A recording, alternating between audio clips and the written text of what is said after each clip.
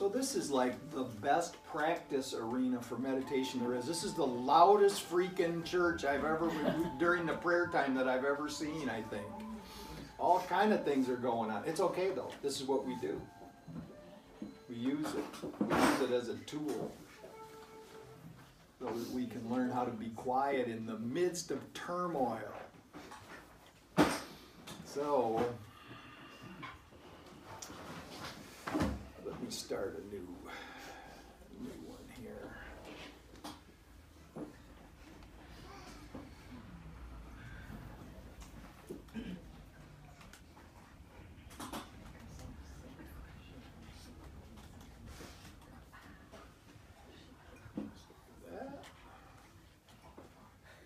Okay, so, all right.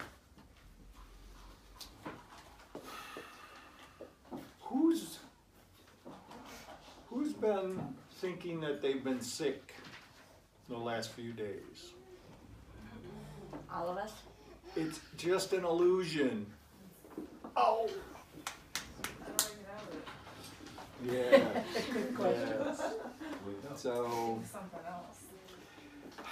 I know, I get so upset when I read it. You know, when I'm feeling well,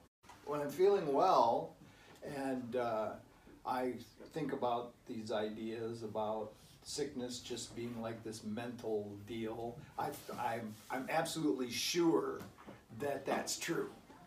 And then when I'm feeling sick, I'm thinking that, you know, you're all full of something. So, but they keep telling me, and when I say they, I mean the spiritual teachers keep telling me that it's the effect of erroneous judgment. And worse yet, the Course has got this one little spot. I hate to even bring it up, but it says that sickness is us just asking for attention. I hate that. Yep, we need some attention. So the talk, it's just on schedule for today, was concerning, the theme was concerning the 10th tradition, which talks about having no opinion on outside issues, lest we be brought into public controversy, right? So over the years, I've thought many times about this, about what's an outside issue, and just what's the value of opinions, and of course, this is what we're told all the time: is we all have the right to our own opinion, and we do. And we have a bunch of opinions, and there's a number of sayings about opinions that you'll remember from time to time. But the fact is that mostly opinions are distractions from what it is that we're actually supposed to be doing. And opinions are definitely divisive. They're judgments. This is the sign outside says "judge" on one side, not on the other. I was hoping they turn around when they drive by and see "judge," that somebody actually looks at the other side. But they don't have, we don't have to be told. If we just read it and it says "judge," we know. We go, "Yep, yeah, that's what's been happening." But this idea of opinions. In the 12-step fellowships, the idea behind the tradition is we pay attention to what we're supposed to be doing, carrying the message to the folks who are still suffering. So anything other than that has no place in the function of the fellowship. So so it's all about the message, right? And for me, this is what I'm thinking in my personal life, is that I have a purpose. Well, my purpose is that I don't have a personal life. Because we're all, and it's not like there's a loss. It's like because I'm aware that we're all connected. and that there is really no personal, because we're all in this together. And so then this idea of having no opinion in regards to my purpose would be that I don't want to have an opinion about anything that doesn't have to do with my purpose. And I decided that my purpose, and I tell, I say this, that we all only have really one purpose. We may have a lot of different specifics, but we have one purpose, and that is to be of service. And we can fight that as much as we want, but when we don't, when we decide we're not going to be of service, then we suffer. Just automatic. And most of us don't even realize that we're suffering because we're not being helpful. We're actually hurting ourselves by not being helpful. And the way out, of course, is to put that focus on being helpful. And so our purpose, and this is what the Course says about it, is that's our function. Our function is to be truly helpful, and our function is synonymous with happiness. So our happiness actually arises out of us doing that which we were designed, our function, that which we were designed to do. And we see it on a symbolic level, on the surface, in the physical world, that when we apply our own talents and abilities, that's when we feel best in the body. When we do the things that we are good at, that we can feel ourselves get in the flow of, we feel better. And it's even more obvious when we're talking about spiritual matters, because it lifts us totally up when we start doing this thing that we were designed to do, which is to actually be helpful to those around us. So, any other opinion? In other words, the hours that I spend watching the news, wherein I have formed all sorts of judgments about all sorts of things, are totally worthwhile and contraindicated. Totally worthless and contraindicated as far as my purpose goes. All these opinions are doing nothing but causing suffering. And then you can tell that I'm suffering because I'm swearing at the television. I don't think they can hear me. But in the moment, I think they can hear me. But maybe, the Course says minds are joined. Maybe they do. Maybe they do hear me. And then my opinion irritates them to have more of their opinions. Perhaps. There's a conspiracy going on at some level here. But, on the other hand, if I actually had myself trained very well for a long time, where I would watch the news and I would pray while I was watching the news. And I wouldn't pray that somebody had a bad accident that I didn't care for, right? I would pray that seeing them and myself healed. Because as soon as the anxiety, as soon as the upset, as soon as the anger would come up in me, I would pray seeing myself free of it and them free of whatever it was that was making them afraid. Now this is a good way to watch, because then it's actually helpful. But somehow, in the last year, something happened. Well, here's what I like to say happened. My totally out of control ego took over the White House and the airwaves. And it's been driving me nuts ever since. But I'm gonna keep working on it, and I'm gonna report back. As I get better with this stuff, I'm gonna report back. But the point of this whole thing is that all of those opinions, which I just gave you some of, are not helpful.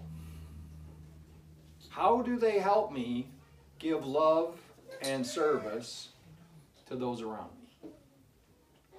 They're good for gossip. And by the way, it's gossip even when you're talking about somebody that you don't know. So I told you that, right? My teacher said that he went on an abstinence. He went on an abstinence, and he said that what he was going to do was he was going to abstain from talking about other people even if he was going to say something positive, he wasn't even going to say that. If they weren't present, he wasn't talking about them. That was it. He says conversation was cut 90%.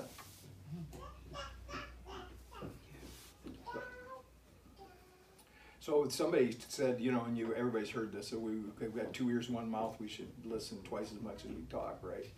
So that probably not a bad rule of thumb. So if we think about how many opinions we have about all these different things, and the other thing about it is opinions tend to align themselves with this other principle that, well, it starts out as a question. The question is, would you rather be right or would you rather be happy? And of course, and you know, we've talked about this many times, but when the question is first asked you, if nobody's ever asked you directly when they first ask you, you say, well, I'd rather be happy. But then when you think about it and think about how many times you've argued unto death about something just to try to prove that you were right, and even if you didn't even open your mouth about it, but you still held it inside, seething, knowing I was right, they were wrong. So actually the fact of the matter is, most of the time we'd rather be right. And somebody said to me, yes, I'll be happy when I'm right. I'll be happy to be right. So this is because it's so firmly attached to this thing that somehow if we're in error, we're less than. All wrapped up in all these erroneous judgments. So here, this 10th tradition, this idea of releasing, letting go of these opinions. Just let them go. You know, there's no use denying them because they come to mind, they're there. It's just silly to act like they don't. But when they come to mind, we can let them go. We can notice them. We accept the fact that they came, right? We may want to do a little examination. But then we can let them go. We can let them go. So I'm going to talk about a couple radical things that go along with this. There's this huge opinion that we share that I'm going to say today is erroneous. I'm going to say that this opinion that most of us are holding is incorrect. It is wrong. And so when I say the thing that it is, then you're going to argue, in your mind at least. Even if you don't argue with me out loud, you're going to argue. But here is the true statement, and your opinion is going to say otherwise. There is no death.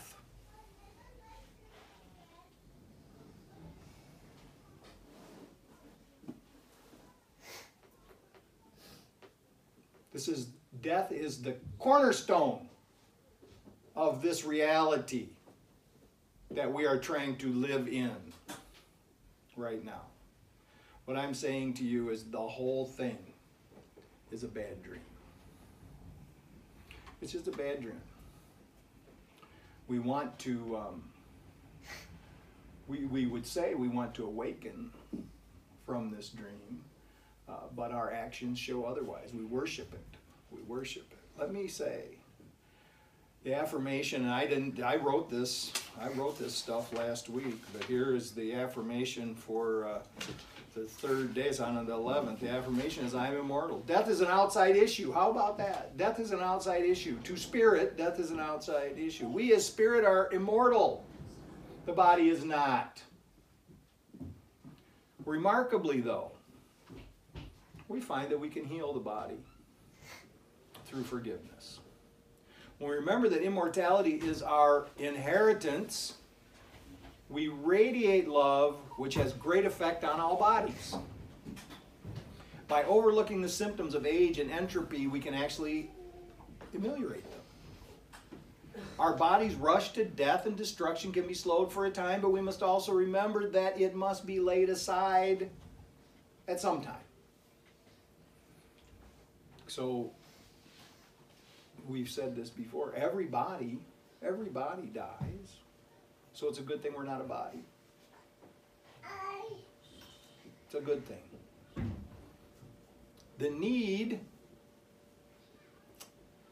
This need not be a cause for concern when we stay aware that we are not bodies, rather immortal spirit, and that no matter what appears to be happening in the world, we are above the world. And indeed, we have overcome the world. When we focus on the fact that the body cannot hold the real us in a prison of flesh, we can be kinder to it, forgiving any grievance that we have against it, and seeing it as it is, a communications device which allows us to interact with our brothers and sisters in a loving way. It's neutral. It'll do what we tell it to do, and the Course says that we should treat it as a device to communicate love. And so we can keep doing that. Ken Wapnick had this question come up many times. He just passed away his body was laid down last year. And he was asked the question, he says, what happens when we die? Where do we go? What's the deal? What happens? And he said, think about it this way. He says this transition, and he even put quotation marks around transition to death, he says it can be likened to the following things: shifting from one sleeping dream to another. I did that last night. I was dreaming something odd, crazy. You know, I'm trying to figure out sometimes, what's the crazier dream? This one here that seems to be the waking time, or the ones that I have identified previously in my sleep are crazy? What the Course says is that they're all the same. You didn't really wake up. You're just having another dream now. After you got out of bed, you're just involved in another dream. So here's the idea. I was having one dream, consciousness shifted, I started having another dream, right? Or how about this? You go to the movies and you watch a movie. I know nobody here has ever done this in these new multiple movie screens. You go to the movie and you watch a movie, and it's great, and you go say, well, then when the movie ends, what do? You do a couple of things. You might go home, or you might sneak into the theater next door and watch another movie. This is the transition. This is what's going on. This life that we're living right now is like a movie. And when this episode, it's a serial TV show, Glenn. When this episode ends, another episode begins. Until, and not never ending, by the way. It doesn't just keep, that piece doesn't just keep going on forever. Until what occurs is we actually awaken to the fact that we are not separate bodies sitting in a movie theater watching one movie after another. When we finally awaken to the fact that we are all one and that we are not separate. It could be just like changing channels on television. Man, just think about that when you're surfing. How many times? How many channels did you look at? Leaving one room and going into another. Indian sage Ramakrishna says that since consciousness is inherent in the split mind and not found in the brain and body, although it's experienced there, physical death is but an illusion. It's an end to one mental state and the beginning of another. Despite this thought of separation being projected onto the body, it remains within its source, the mind. In this case, the wrong mind. So here's the picture of the universe that I'm trying to work with in my own meditation. It seems as if we are in a body, that our individual consciousness is in a body, and that our individual consciousness in this body is sitting in a room with a bunch of other bodies, trying to figure all this craziness out. That we are here in a room, in a building, on a street, in a town, part of a state, a country, on a planet, in a solar system, part of a galaxy, which is a very tiny fraction of an unlimited universe. You got the picture? I'm going to reverse the picture. What I'm going to say right now is what's really going on is you are a mind, and all of those other things that I just said are inside you.